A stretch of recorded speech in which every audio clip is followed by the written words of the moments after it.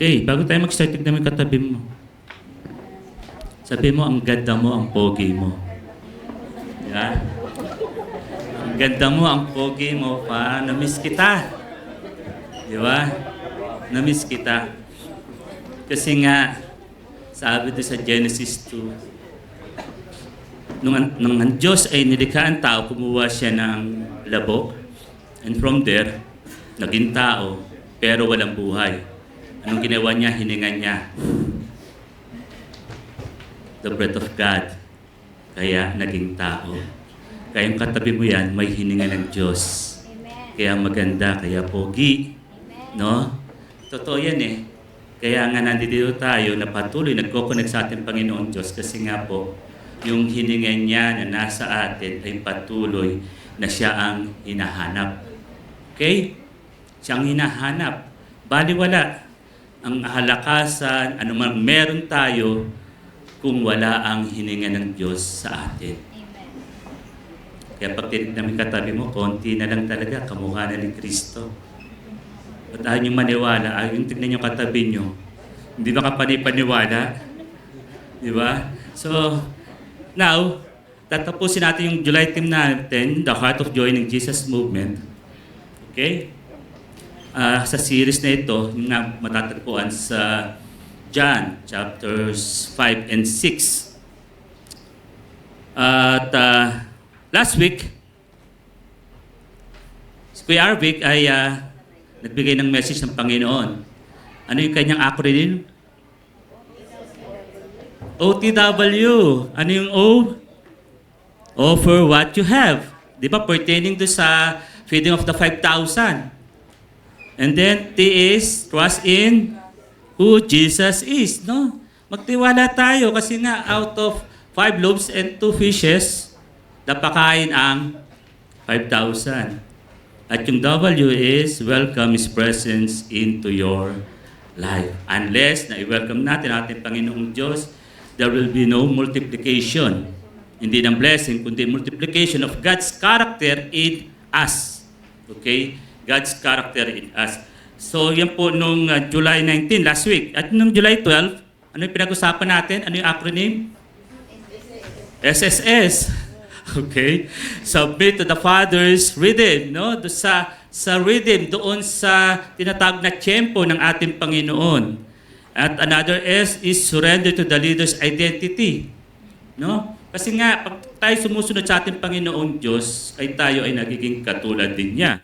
At panghuli, yung letter S is seek the one true glory. Sa ating pagsunod, hindi tayo kundi ang ating Panginoong Jesus pa rin ang dapat matanyag. Although may mga ginagawa siya mightily sa ating mga buhay, but yun nga, we need to bring the glory back to the one na deserve doon sa glory na iyon. So ngayon, pag-usapan natin is the true destination of the soul. The spiritual GPS. Okay, tapusin na natin sa acronym. So, mga kapatid, try nyo mag-drive o bumiyahe papunta sa isang lugar na hindi nyo kailanman napuntahan pa. Madali ba? Mahirap? May narinig ako. May Waze, may Google Maps, di ba? So, sa panahon natin ngayon, kahit hindi natin kabisado ang daan, hindi na tayo magdadalawang isip. Basta bubuksan lang natin yung app na Waze or Google Maps. Kasi nga po, ano po ba meaning ng GPS? Ano meaning ng GPS? Okay, GPS means Global Positioning System. Ito yung satellite-based na kung saan yung navigation system that allows our devices, like ang ating mga smartphones o yung mga sasakyan natin, ay nagdedetermine yung exact location, yung speed and time anywhere in Earth, na yun nga po, alam niya kung anong oras tayo makakarating. No? Doon sa pupuntahan natin, basta gamitin natin itong GPS na ito.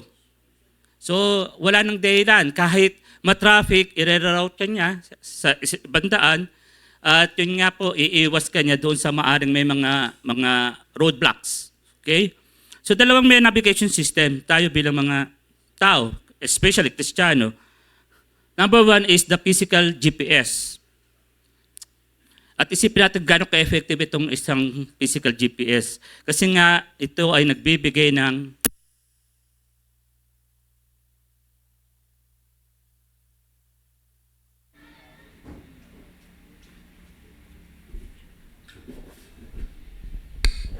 ayan, nagbibigay ng clear direction. Sa bawat turn-by-turn instruction, makikita natin doon, no? Makakarating tayo sa ating destination. At yun nga po, iniiwas tayo sa mga maling liko at maaring mga peligro sa kalsada. Pangalawa, yung ETA, na estimated time of arrival. Bago ka palang umalis sa bahay mo, alam mo na kung anong oras ka makakarating doon sa iyong pupuntahan. May traffic man, may accident man, gagawin niya, iiwas ka na rito para makarating ka doon sa destination mo in great shape at doon sa tinatawag na tamang oras. Kaya wag na magdahilan na pastor, na late ako kasi ganito, ganyan. No? Meron na talagang ebidensya na tayo ay pwedeng matrack. At yun nga po, yung tanong na nakarating na ba tayo, especially pag may kasama tayong mga bata, pag may mga long drive, may mga trip out of town, lagi na sinasabi, nakarating na ba tayo? Andun na ba tayo? Even tayo mga adult, no? Pag first time tayo nakarating, lagi natin tinatanong yung ganitong mga bagay. Napunta tayo sa isang part pa ng isang navigation. Ito yung spiritual GPS. Ano naman spiritual GPS? It guides the soul past and dangerous detours. Kasi nga po, we tend to parang tupang laging naliligaw, seeking for a greener pasture. So ang gagawin ng Great Shepherd, kukunin tayo para hindi tayo mapahamak. Hindi para gutumin tayo, kundi hindi tayo mapahamak doon sa mga dangers ng mga predators. So ganun minsan, may problema, no? Ang ating mga kaluluwa, tayo ay may mga pinipilit hanapin sa ating buhay. At pangalawa, it assures us of our eternal destination. If we are truly nasa spiritual GPS ng ating Panginoong Diyos, alam na alam mo saan ang iyong eternal destination. Saan? Saan ating eternal destination? Saan? Asan ang heaven? Di ba dapat dito palang nararamdaman na natin yung ating eternity? Being with God, now and forever.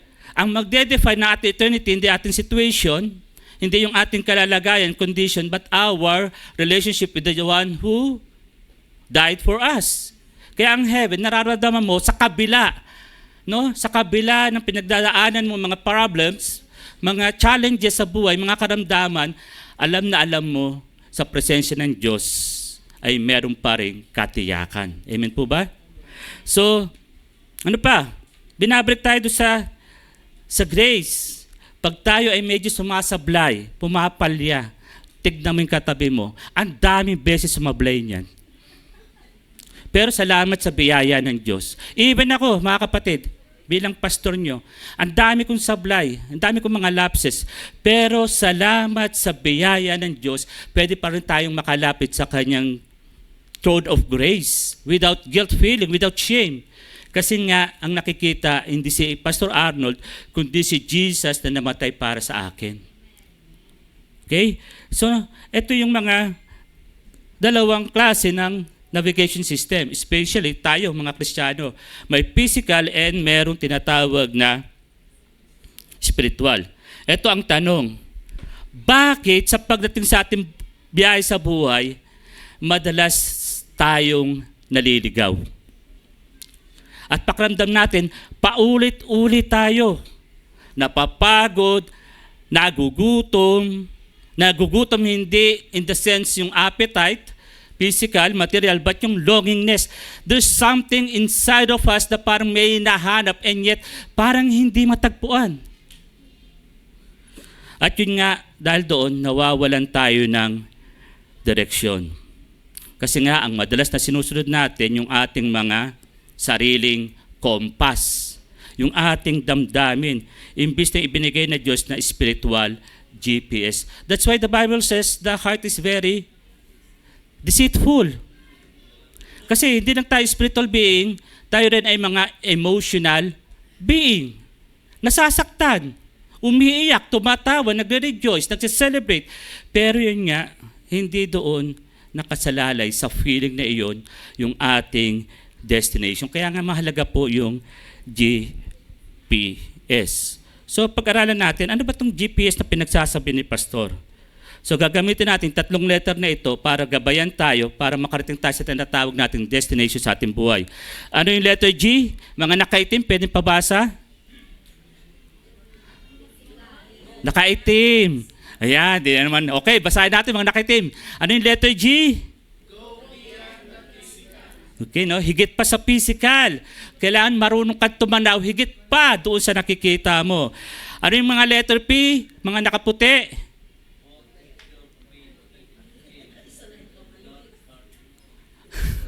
Ano sabi? Put your faith in Him, not your works. Magtiwala tayo sa biyaya ng ating Panginoong Diyos. Pero hindi ibig sabihin, maging tamad tayo. Iba yun ha? Iba yun. Magtiwala tayo sa abang tayo ay patuloy na kumikilos.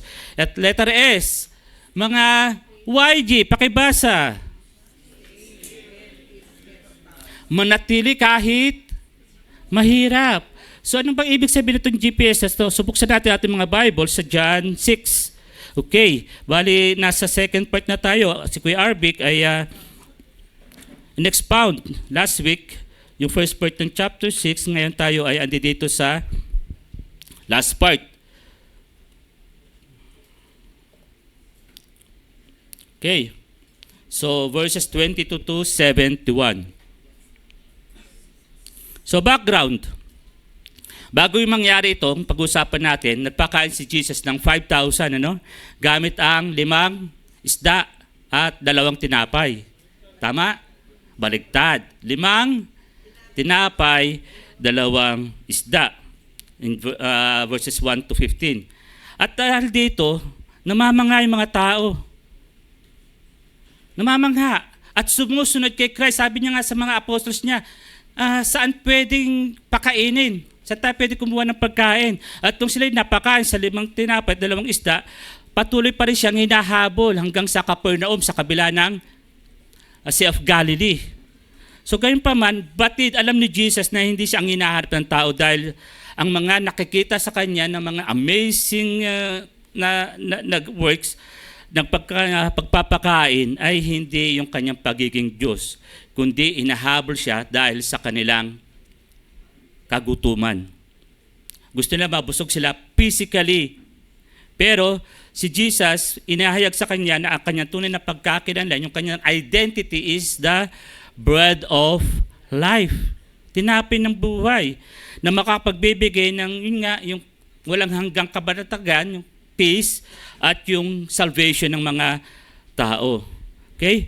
That's why, yung ating takeaway, makikita natin dito, true faith does not rely on the material benefits that God can provide, but on who He is, the only bread of life who grants eternal salvation. Ang tunay na pananampalataya hindi raw nakasandig, hindi nakasalalay. So kung anong material na bagay na nakikinabang, na pwedeng pakinabangan, kundi may ibibigay ng Diyos. Ito ay nakasalalay kung sino siya, bilang isang tinapay na buhay na nagbibigay ng kaligtasan na walang hanggan. Okay? So, pag-aralan natin, spiritual GPS. Waypoint, number, letter P. So, pag kayo ay gumagamit ng mga GPS, umu-order kayo sa mga Shopee, di ba, sa mga Lazada, kailangan merong ipin. Tama? Para mapuntahan kayo dun sa inyong mga parcel. So, yung gagamitin natin pin number 1 is yung G, going beyond the physical. It's all about the pursuit, of survival versus materialism, parang between physical and spiritual. So, doon sa text natin, in John 6:22 to 34, we will focus doon sa verse 27. Ang sabi ron, do not work for the food which perishes, but for the food which endures to eternal life. So nung ang mga tao ito ay sumunod kay Jesus, tumawid doon sa lake at hinahanap si Jesus, nagtaka si Jesus. Paano kayo nakarating dito? Paano tumawid pa kayo ng lake? Kasi nga, ang habol nila ay physical food. Pero Jesus exposed their motives. Hindi nyo ko hinahabol, hindi nyo ko hinahanap dahil sa kung sino ako, hinahanap nyo ako para ma-fill yung inyong mga appetite, yung inyong mga stomach ng pagkain. So, napakahirap sa isang katulad nila na bakit nagugutuman itong mga Galileans na ito. Palagay nyo, bakit? Bakit sila nagugutuman? Kasi, ayan. No, hindi pa yan.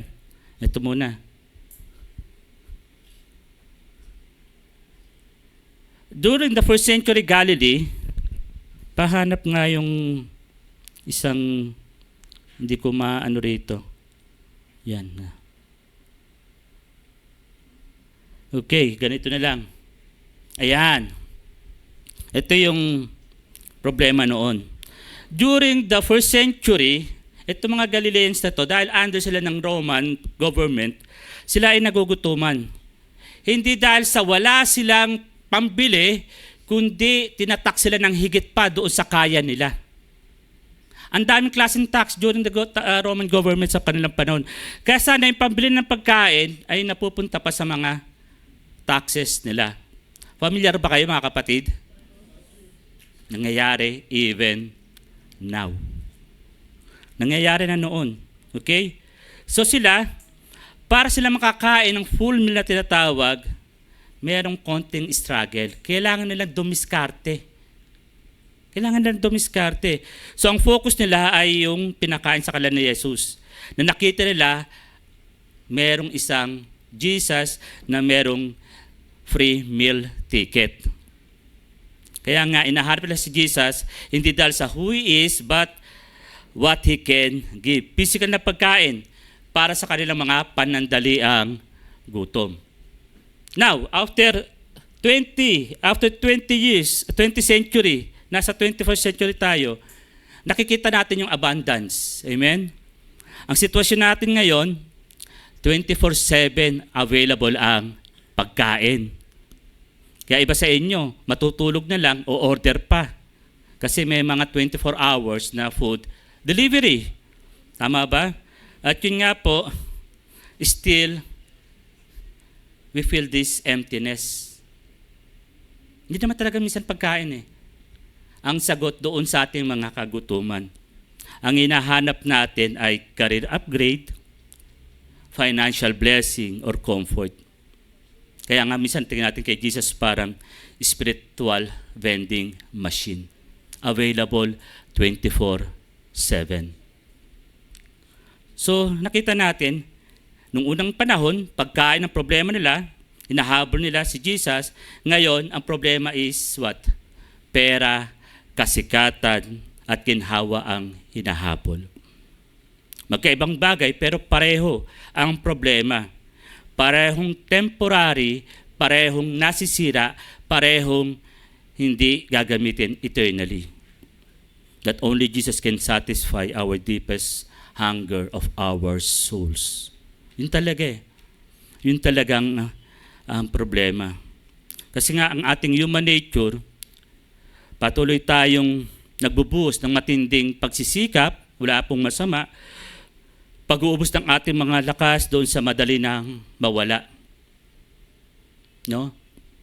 Pagkain, tirahan, kayamanan, yung ating standing, yung ating status, pero parang nababaliwala yung ating malalim na pangangailangan ng ating kaluluwa.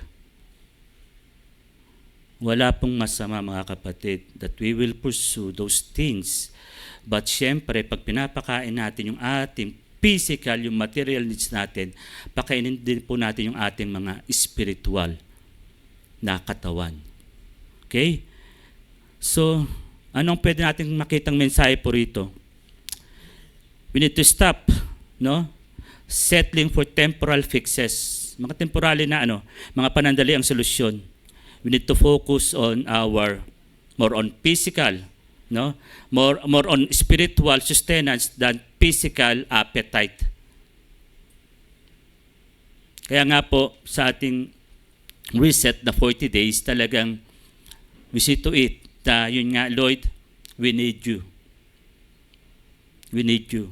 It's not about yung appetite ko na mapunan, yung gutom ko, but it's all about itong Lord na dinadalangin ko, na kailangan willing to sacrifice yung gutom ko. Kasi Lord, napakalaga po itong itinataas ko sa iyo. Maaring itinataas mo yung iyong career, yung iyong negosyo, yung iyong kalusugan, yung kalusugan ng mahal mo. Alam natin, no, na ang lahat ng iyon ay kayang sagutin ng Panginoon. Kahapon nga, nakakalungkot, since July 9, nasa hospital pa yung 2-year-old na bata, may sakit na leukemia. ALL, ano ba yun, Doc Kyle? ALL, no? Since July 9, 2 years old. Sabi ko, kaedad ng apo ko, nakakadurog ng puso. So, yun nga na kailangan talaga minsan iluhod sa Panginoon at ipakita na, yes Lord, hindi kami exempted sa mga nangyayari sa sitwasyon ng buhay, pero alam namin na sa iyo yung bread of life. That's why, kailangan po talaga natin ng tinatawag na GPS. Okay? Yung let us go beyond the physical. Patuloy tayo na manalig na merong solusyon ang Diyos. So ano na? Letter G, go beyond the physical. Now, punta tayo sa letter P. P is put your faith in Him, not your works. In verses 35 to 39. So the mindset, meron tayong shifting na gagawin dito. What must I do versus performance culture? When it comes sa pananaw sa kaligtasan, about salvation. So sabi sa verse 28 to 29, kaya siya tinanong nila, mga crowd, tinanong si Jesus, ano po ang dapat naming gawin upang aming matupad ang ipinapagawa ng Diyos? Ito ang pinapagawa sa inyo ng Diyos, sabi ni Jesus. Sumampalataya kayo sa sinugo niya. Ibig sabihin, andi dito ako sa harap nyo, sumampalataya kayo. Ito na yung sinugo ng Diyos. Okay? So, balik tayo. During the first century, Galilean, patuloy silang nabubuhay sa legalism. Very extreme. Okay? Legalism about their culture, about their ritual, about their practices. Na yun nga, dapat marami silang gawin para ma-please ang Panginoong Diyos. Diba? Kaya tanong nila, ano ang dapat namin gawin para magawa ang gawa ng Diyos? Na unless na magawa namin yung ginagawa ng Diyos, hindi kami pwede na matanggap ng Diyos. Kasi yun ang kanilang tinuturo, kanilang mga ritual. Kaya ang daming mga sacrifices na ginagawa na pagdadala ng iba't ibang klaseng hayop, iba-ibang mga klaseng mga seeds, no? Mga fruits. Kasi nga, meron bawat sacrifices na kalaan doon sa dapat nilang gawin according doon sa kanilang mga nagawang kasalanan. So napakahirap.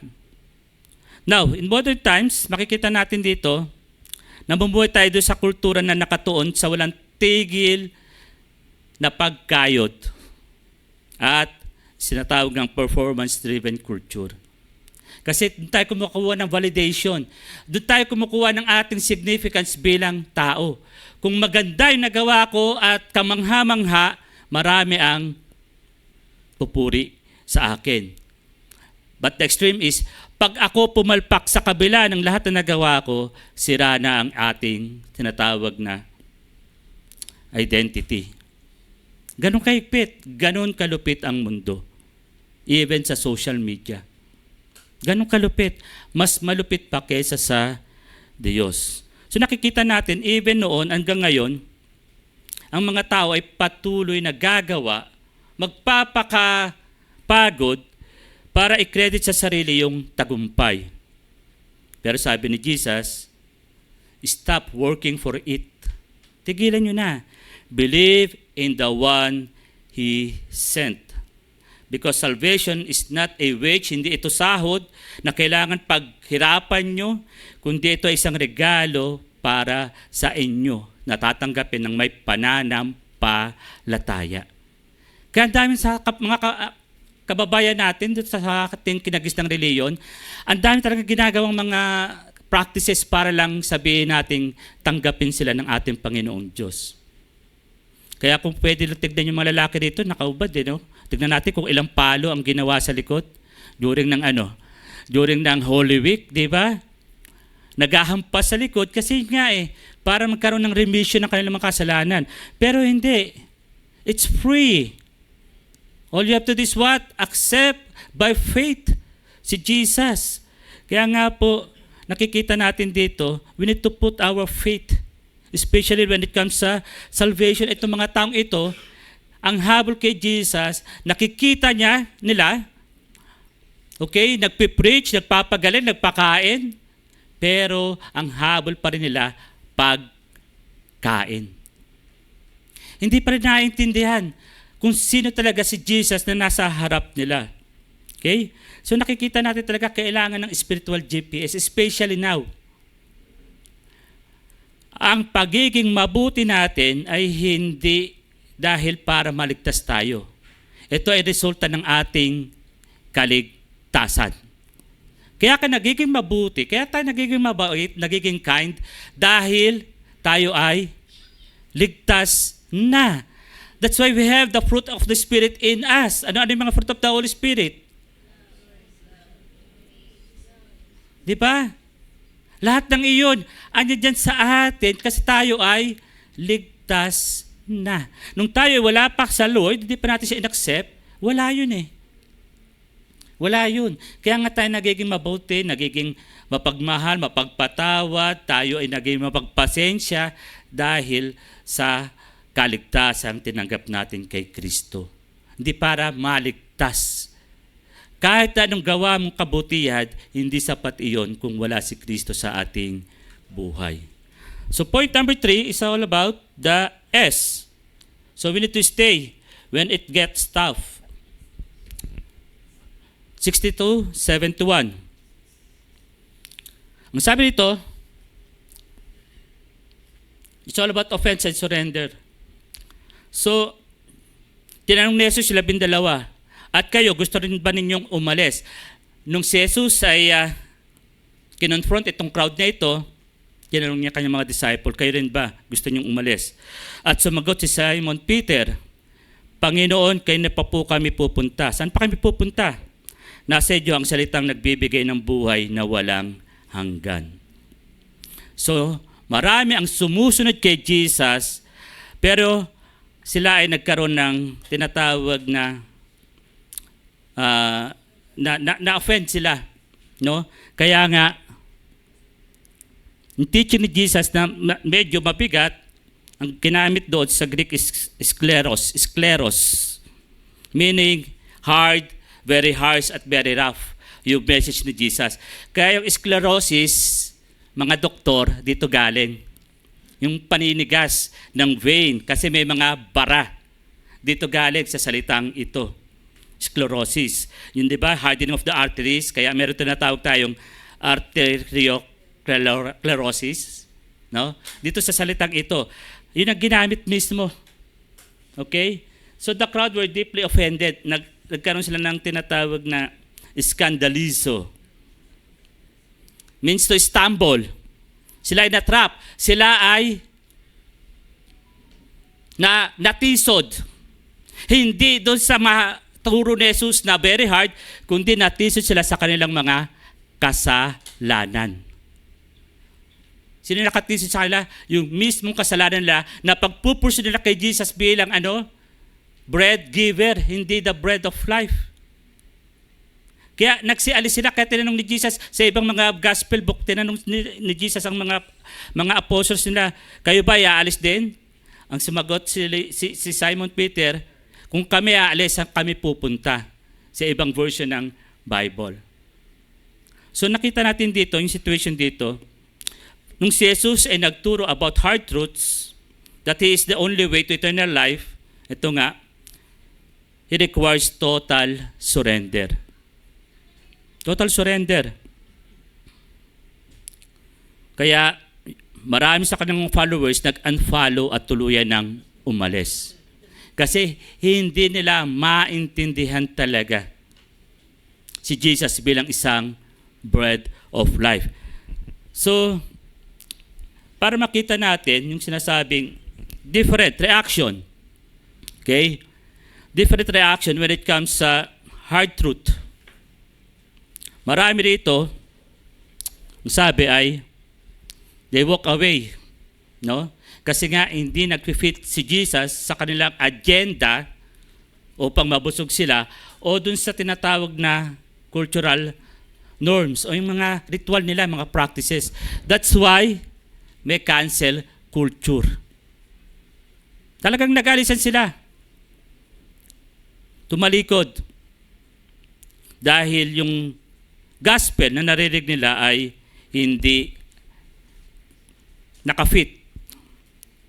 At pangalawa, na responses to the truth is subtle deception. Unti-unti, dahan-dahan. Na pretending to follow while keeping an uncommitted heart. No? Nananatili, sumusunod, pero hindi talaga committed ang puso. Tulad ni Judas. Mga hypocrites. Sumusunod sila, pero eventually ay, yun nga, aalis din. And then, number 3 is firm determination. Kumakapit ng mahigpit kahit hindi naintindihan, tulad ni Peter. No? Kaya sabi niya, Lord, ikaw ang tinapay ng buhay. Saan pa kami pupunta? Saan pa kami pupunta? So, it's not about our appetite, Lord. It's not yung ritual na kung saan kami lumaki. Hindi sa mga practices, Lord. It's all about you. Naniniwala kami sa iyo. Pero naniniwala ba talaga si Peter? Naniniwala ba talaga? During ng pagdakip kay Jesus, 3 times siyang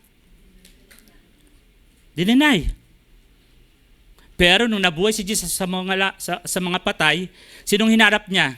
Si Peter 3 times. Sinabi niya, Peter, do you love me? Feed my sheep. Peter, do you love me? Feed my lamb. Peter, do you love me? Feed my sheep. Hindi sinabi ni Jesus na, Peter, do you love me? Be expert on this. Specialize on this. Ang sabi, kung mahal mo ko, pakainin mo yung mga tao. That upon this rock, you, Peter, I will build my church. So nakita natin dito, maaring hindi nag-a-agree si Peter. No? At ang totoo, yun nga Nag-advance tayo doon sa senaryo na kung saan si Jesus ay in-accuse. Pero patuloy siyang nakikita ni Jesus na kumakapit. No? Kumakapit doon sa kanyang pagkaunawa kay Jesus. So true faith isn't built on conditional comfort. Ang pananampalataya hindi nakabate doon sa kaginhawaan. O sabi natin doon sa mga instant answers. Ito ay nagcha-challenge sa atin para sa bawat isa sa atin mag-stay. We need to choose to stay despite our disagreement, yung challenges sa ating mga intellectual or cultural differences. What is important? Ang important is maniwala tayo na mahal natin si Jesus. Talagang ganun Katulad noon hanggang ngayon, merong mga uniqueness ang tao. May pagkakaiba talaga. Pero yun nga, hindi dahilan yun para i-cancel natin. Hindi dahilan yun para pakiharap pa natin ng maganda sa harap at pagtalikod. Di ba? Iba. Ang sabi is what? We need to stay. Kahit di natin naintindihan. We need to stay. Kaya po, when we follow God's GPS, go beyond the physical, put your faith in Him, and stay. When it gets tough, we can be assured that we will reach our destination. What is our destination? Paki-adjust po. What is our destination? If we follow the spiritual GPS, maliit no? Christ likeness. No? Kapag sinunod po natin yung ating GPS, spiritual GPS, magiging katulad tayo ni Jesus. After the SSS, we are insured, meron tayong security, then we are on the way. O, tama ba yun? OTW, di ba? Pero yun nga, kailangan pa rin natin ng GPS para makarating tayo doon sa ating destination. So para sa ating, kaya tinapos ko na maaga, gusto ko maggrupo tayo at pag-usapan natin, Kuya Arvic, yung ating reflection. Yung ating self-assessment. In your current situation, ano yung nagdadrive sa atin to approach and pray to Jesus? Tayo ay ba nakafocus doon sa tinapay, doon sa lobes, yung blessings, relief, or answers to prayer, or tayo ay nakafocus na kay Jesus bilang as our Savior for who He is? No? So, pag-usapan natin ito. Kasi we need to calibrate, we need to parang ayusin natin yung ating ruta using the GPS, no? At makita natin, assess natin, pag ako ba ay nalalangin, saan ba ako talaga nakafocus? Saan ba ka nakafocus? That's why Jesus told His disciples, di ba? This is how you pray. Sabi sa Matthew, di ba? This is how you pray. Kasi po, napakahalaga ng prayer. Napakahalaga ng pakikipag-usap sa ating Panginoong Diyos para yun nga po, makarating tayo dito sa journey natin to be like Christ kasi marami talagang mga roadblocks, maraming mga detours, maraming mga problema sa daan. Kaya nga kung nakita nyo kanina, pasikot-sikot yung ating pathway, yung ating graph kasi nga hindi straight Hindi talagang straight yung ating journey bilang mga Kristiyano. There will be challenges, there will be disappointments, pero above all, mahalaga ay patuloy tayo na gawin yung pinapagawa ng ating Panginoon, manampalataya at magtiwala sa Kanya. So, igrupo niyo po yung ating mga sarili, especially yung mga small group. Get your small group. At yung mga wala pa, please, yung mga leaders, upuan natin sila. At pag-usapan natin to in 10 minutes. Tanong nyo, ano ba yung pinapag-pray mo? Bakit mo tayo pinapag-pray? Paano makakatulong ang grupong ito? Yun nga, sa pinapag-pray mong ito. Kasi maaring valid naman, maaring valid. Pero what is important is, kailangan talaga as we pray, kailangan kilala natin talaga kung sino yung Jesus na pinapag-pray natin. Okay? Kung sino talaga si Jesus. Kasi nang mahalaga nagpe-pray tayo, hindi lang para doon sa ating mga needs, but nagpe-pray tayo kasi gusto natin maniwala na merong tutugon.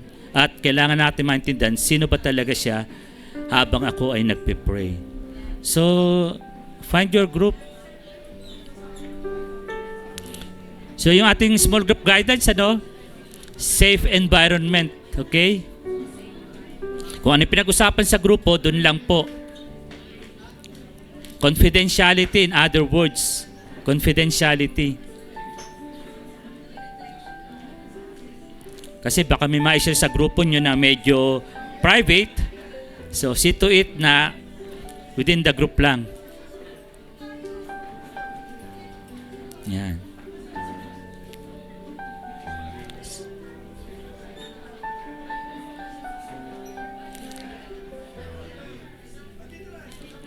Ano ang motivation mo? Bakit ka nagpe-pray? Para ba sa more loaves? Or para makilala mo kung sino yung tinatawag mo sa panalangin? Yan. Malaking grupo yan. Yan. Para maganda yung kwentuhan, sharing. Kasi pag malaking grupo, medyo mahabang oras. Ayan.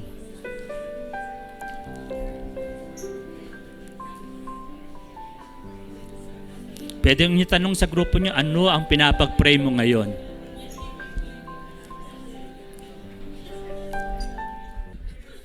Okay. So, close nyo panalangin sa inyong small group. And I hope na hinga. The Holy Spirit speaks to us in this Sunday message. Okay, sige, antayin natin yung iba. Tapos balik natin yung mga upuan. So mag-usap kayo sa grupo nyo. May tatawagin ako. Sana mag-share dito sa harap. Yan. 2 minutes lang, 2 minutes. Sino yun yung spokesperson? Okay, praise the Lord. Nakapag-minister tayo sa isa't isa. Okay, balik po tayo sa ating mga puan. At maganda, no? May magsalita, mag-share. So, isa sa men, 2 minutes. Hindi naman kailangan sabihin na detalye. Ano lang yung napag-sharean at wag na sabihin kung sino nag-share nun. No? So, strictly confidential, syempre, safe group. Doon sa likod namin, sino pwede maging spokesperson to share your discussion? Sino pwede? Sa likod. Si Kap? Enar. Enar, ikaw tinuturo eh. Mag-share ka daw dito. Sinare doon sa likod for men. So 2 minutes lang 2 minutes ba? 2 minutes lang. Wow. Yun nga. Maraming okay lang yun para matuto ba? Yun nga, ang pinag-usapan namin, bakit ba kailangan nating manalangin? Sino ba si Lord sa buhay natin? Pero para sa amin, yun nga, para sa amin, si Lord, siya yung King. Tapos kailangan natin si Lord kasi siya yung King. Paano tayo sa ko rin doon, paano ako makalapit sa Kanya? Kailangan talaga din ang prayer. Kasi kung hindi natin siya, hindi tayo mananalangin, ito yung susi natin para makalapit po tayo sa Kanya. Yun lang po, 2 minutes pa pas. Okay, yan. So women, sino pwede? Women's. Si Elaine, sa inyo. Sige. Pasok. Si Elaine ay galing siya sa Singapore. Tapos sumati na siya dati. Nag-work siya ron. Hi, church. I'm blessed to be back here. Thank you, Pastor. May isi-share ko lang po sa na-discuss namin is about reflection sa prayer and sa surrender. Unang-una sa reflection, kung ano sinasabi ng Panginoon sa atin, kailangan natin na talagang yung tutok natin is hindi doon sa mga nararanasan natin, kundi we need to step up above that situation. Kasi prayer without action is dead. So sa faith natin, pag may problema na darating, kailangan natin yun i-surrender sa Panginoon. Kung baga, no. Pag may problema, dapat lakasan pa natin yung paglapit sa Panginoon kasi ang sabi ng Bible na healthy people doesn't need a doctor but sick people does. Ang ibig sabihin nun, kaya tayo nandito sa church kasi kailangan natin ang Panginoon. Kaya dapat pag every Sunday we are so excited to be here kasi para mailidaw natin kasi para tayong cellphone din na nalulubat, diba? Napapagod tayo. Napapagod tayo, nanghihina tayo, nadi-disappoint, nadi-discourage. Kaya andito tayo ngayon para magiging fully charged ulit tayo sa Panginoon. Kasi yung kalaban natin hindi natin nakikita, the battle is not against flesh and blood, but spiritual realm. Kaya we need prayer, we need Jesus, we need the Holy Spirit.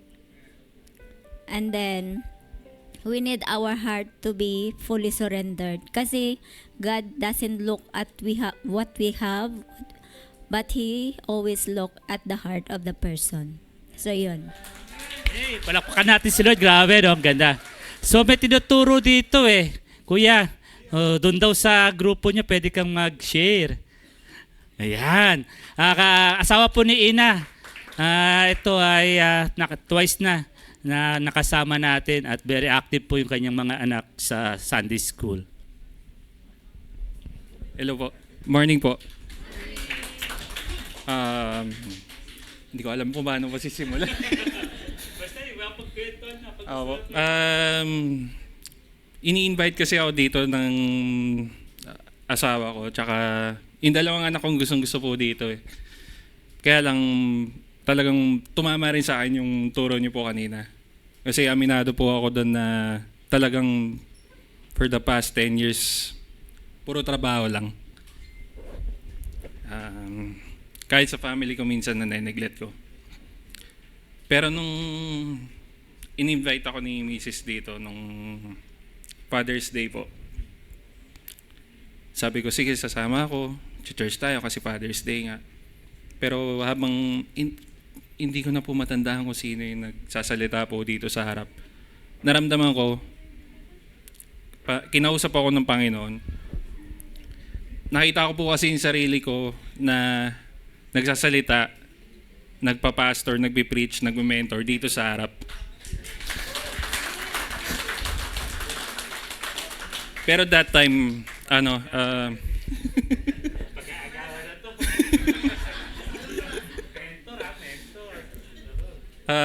time na yan, syempre, inisip ko, parang undeserving naman ako. Sobrang dami ko rin sablay po sa buhay. Ang dami kong kasalanan, ang dami kong nagawang mali. Sabi ko, hindi ko siya masyadong pinakusan. Pero for the past 2 to 3 weeks, ang daming life realizations sa akin personally.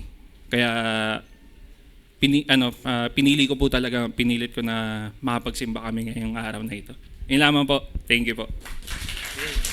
Palakpakan natin si Lord. Grabe. Second time pa lang niya rito.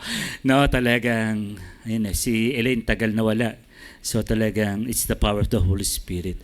So, YG na grupo ni Kuya Michael.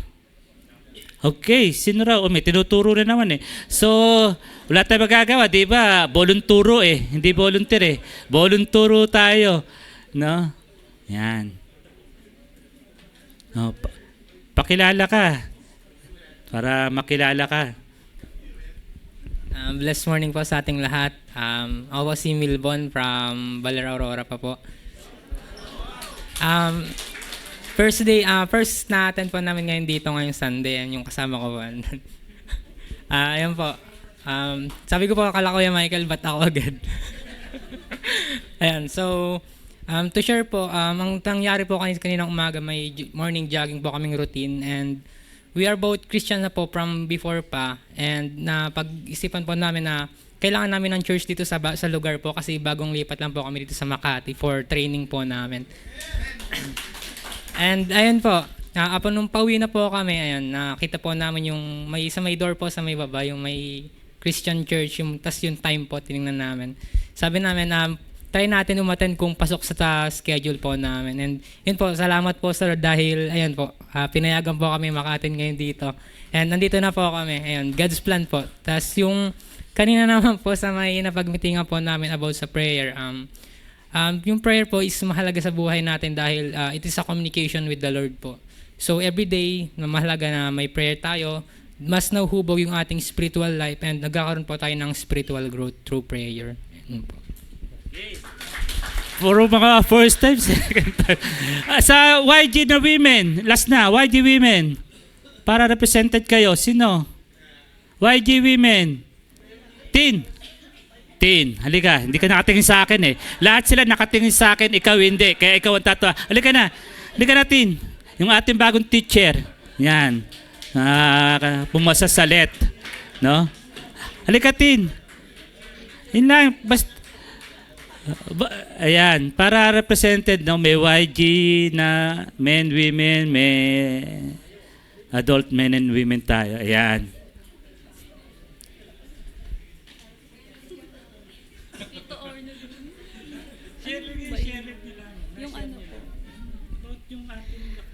Ano po, yun, medyo nakakahiya po at ako po yung teacher, ako pa po yung mahiyain.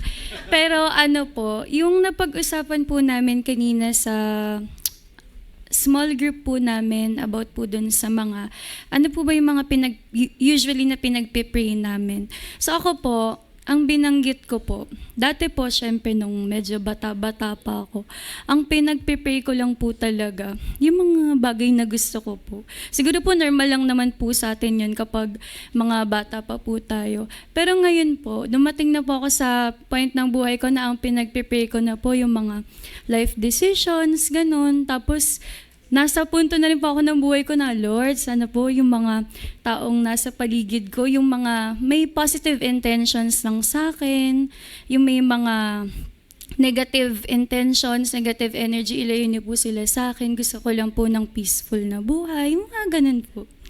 Kaya ayun po, medyo masarap din sa pakiramdam at nakakaginhawa na may mga taong pwede kang open up sa kanila, lalo na po about sa Christian life, ganun. Yun lang po, Pastor, naiya na po ako.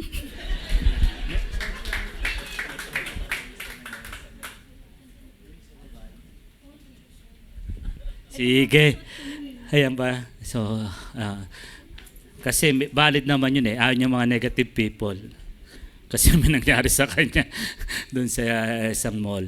So, thank the Lord, no? Salamat po sa inyong mga buhay. Salamat na talagang kumilos Lord. Sa tayo lahat, and let us all pray. At ipag-pray mo yung nasa kanan mo. Speak blessing to him or to her, no? Habang tayo, ano. Ipag-pray nyo kung ano yung in-impress ng Holy Spirit. Ipag-pray nyo yung nasa right nyo. Okay? Yan. Sige, let's pray. Sabay-sabay po tayo. Panalangin natin ang katabi natin. Yes, oh Jesus, we love you. Lord, we need your spiritual GPS that we will look beyond the physical. We will always adhere, Panginoon, and connect to you through our faith. At yun nga po, Lord, makita namin that we will stay no matter what because we want to be like Jesus na siya ang source ng lahat, Panginoon. Yes, of course, Lord, we're not the source, but being with Jesus as we abide in Him, Lord, alam namin that you will use us mightily, O God, especially, Lord, do sa mga people that you have entrusted to us, to walk with them in their journey, Panginoon. Kaya Lord, narito ang mga anak mo, maraming salamat sa bawat puso na tunay na nag-a-align sa iyong GPS at patuloy, Panginoon, maging part kami ng Jesus movement sa mundong ito na punong-puno, O God, ng problema, punong-puno, Panginoon, ng takot, pangamba, and uncertainty. But being the salt and light of this world, O God, you will continue to empower us and anoint us, O God, with the same Spirit that is in you, Jesus. Kaya nga po, Holy Spirit, anoint us, empower us, and continue to use us mightily for your glory. Maraming pong salamat, O Lord. May your peace be with us and receive it, O God. We receive all your mercies, your grace, your healing, your protection, your provision. Sa matamis na pangalan ni Jesus. Amen and amen.